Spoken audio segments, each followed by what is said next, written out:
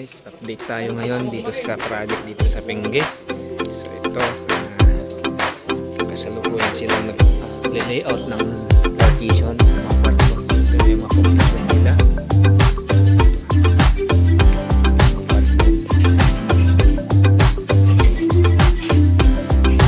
Eskwalado.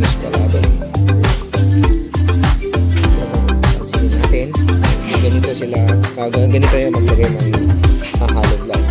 So dito sa main post natin, hindi natin siya tinitiktikan. Bakit? Kasi nga hindi naka-design ang poste natin para tiktikan natin bago tayo mag-layout. So ang silbi ng mga dowels nito ay hold itong layout natin sa hollow block. So hindi kasi naka-design ang poste para tiktikan natin yan.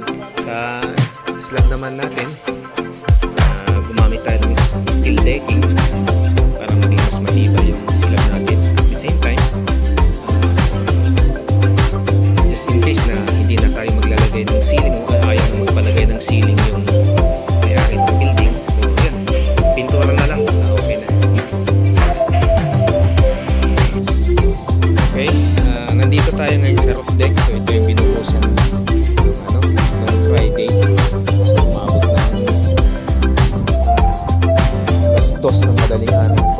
Ang kagandahan dito hindi natin pinutol yung pagbubuhos upang sa ganon maiwasan yung pagkakaroon ng leakage at hindi tutulo yung slab natin.